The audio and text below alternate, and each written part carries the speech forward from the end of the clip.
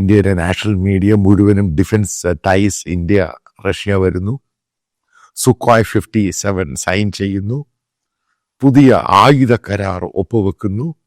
കുടച്ചക്രം അതിനെപ്പറ്റി ഭയങ്കരമായിട്ട് എഴുതി. അതായത് പത്രങ്ങളിലെ ഇന്ത്യൻ പത്രങ്ങൾ നോക്കുക, ആദ്യത്തെ 2 ദിവസം മുഴുവനും അവരുടെ ഫ്രണ്ട് അതിൻ്റെ അകത്ത് മുഴുവനും ഇതായിരുന്നു. ഞാനത് കൃത്യമായിട്ട് പറഞ്ഞു, ഒപ്പുവെക്കില്ല എന്ന് തന്നെ പറഞ്ഞു. കാരണം ഞാൻ കൃത്യമായിട്ട് ഇന്ത്യയുടെ ഇതുമായി ബന്ധപ്പെട്ട പല ആൾക്കാരോടും സംസാരിച്ചിട്ട് തന്നെയാണ് എഴുതി പറഞ്ഞത്, വെക്കില്ല. X-57 അതായത് ലേറ്റസ്റ്റ് വേർഷൻ 5th ജനറേഷൻ റഷ്യയുടെ എയർക്രാഫ്റ്റ്, അത് ഇന്ത്യക്ക് വിൽക്കണം, ഇന്ത്യയുമായിട്ട് ധാരണയാകണം, ഇന്ത്യയിൽ അത് ഉൽപ്പാദിപ്പിക്കണം. അതിനുവേണ്ടി പുടിനും അദ്ദേഹത്തിൻ്റെ ക്യാബിനറ്റും മാക്സിമം ട്രൈ ചെയ്തു.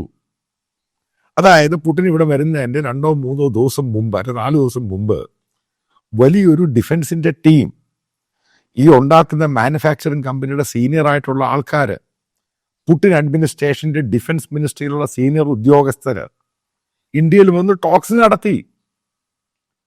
അതേപോലെ തന്നെ മറ്റു പല ആയുധങ്ങൾ, അതായത് T-90 അല്ല മറ്റു പല ടാങ്കുകളും, പുതിയതായിട്ട് അവർ കൊണ്ടുവരാൻ പോകുന്ന ടാങ്കുകൾ, മറ്റുള്ള വെപ്പൺസ്, ഈ സാധനങ്ങളെല്ലാം ഇന്ത്യക്ക് കൊടുക്കാൻ വേണ്ടി അവർ വല്ലാത്ത രീതിയിൽ പുഷ് ചെയ്തു, വല്ലാത്ത രീതിയിൽ.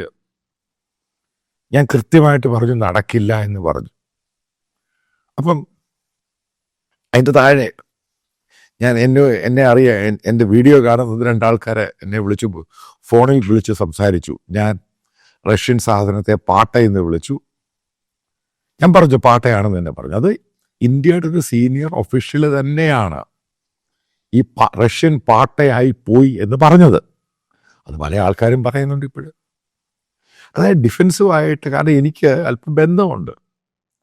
അതായത് ഓപ്പറേഷൻ സിന്ദൂറിന് ശേഷം ഇന്ത്യയുടെ ഡിഫൻസ് കമ്മിറ്റി, അതായത് ഹൈ പവർ കമ്മിറ്റി, അതേപോലെ എയർഫോഴ്സ്, അവർ വളരെ കൃത്യമായിട്ട് പറഞ്ഞു, എന്തായുധം വാങ്ങുവാണെങ്കിലും ചൈനയുമായിട്ട് കോമ്പറ്റ് ചെയ്യുന്ന ആയുധങ്ങളെ വാങ്ങാൻ പറ്റൂ.